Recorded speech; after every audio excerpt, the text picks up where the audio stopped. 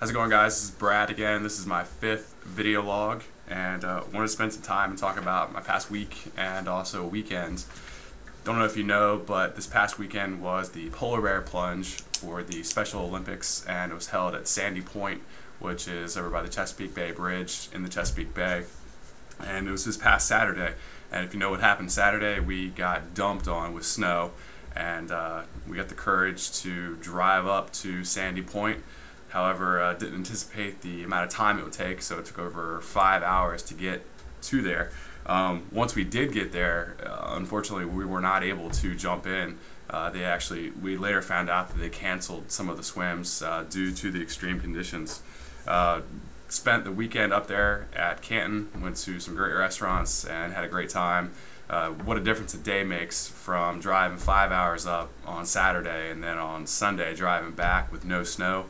Took 2 hours. So Special Olympics, hopefully raise a lot of money. I'm sure it was a great event. Wish I could have attended. Also attended the business after hours at the Designer's Edge, which is over by the center at Salisbury.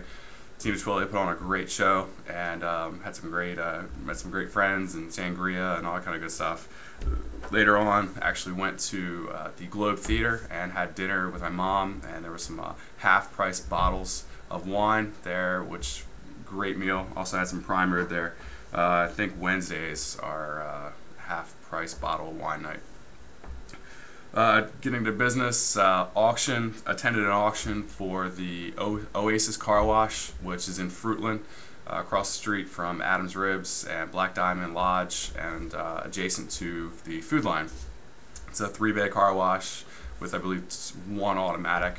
It actually sold. Susquehanna Bank sold that property for $360,000. Again, the Oasis in Fruitland sold for $360,000, which was auction, and I believe that auction was on Thursday. Also attended a conference at the Fountains, and that conference was sponsored by Davis Bone and Friedel, and it was in regards to the stormwater management regulations and how that's going to affect our industry. It's pretty interesting stuff. If you don't really know much about stormwater management, the objective is to have the stormwater run off the site at the same rate that it would during or after construction, as opposed to before construction or post-development, pre-development. And the regulations are drastically changing. And some of the reasons it's gonna affect us is one property we have specifically is that if we were not able to get our property zoned and approved and public works agreement prior to these changes, we would lose about over 10,000 square feet of buildable area.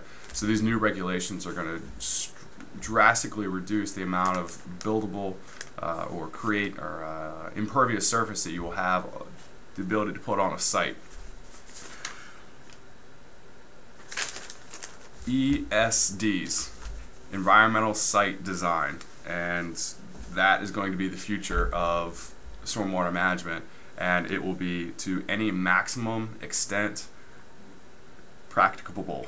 And I know I stutter on that word, but what that means is that they're going to adhere to the highest possible standard in regards to keeping water on site and treating for quantity and quality, again on site, creating rain gardens, using pervious concrete.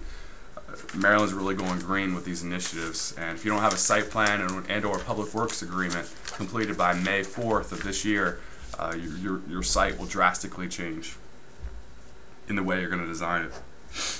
This coming week, I'm actually going to be volunteering for the Boy Scouts this Saturday at SU to create or to teach a class on communication, and that's a communications merit badge at SU. I'm also attending the county council meeting to speak in favor of the county council purchasing 5 acres at the old Salisbury Mall lot, which is going to be purchased with open space money through the state of Maryland. Also continued on preparing our presentation for the city council for the Station 16. That presentation is going to be at a work session, I believe, on February 11th. So we have a bid in, or a proposal in, to purchase that property, which is Station 16, the old firehouse downtown.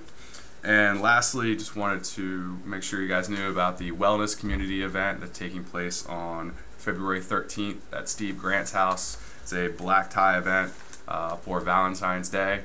It starts at 6 p.m. and it is $100 per person. And it should be a great event. I'm going to be attending there. And again, it's on the 13th at 6 p.m. Talk to you guys soon, and have a wonderful week.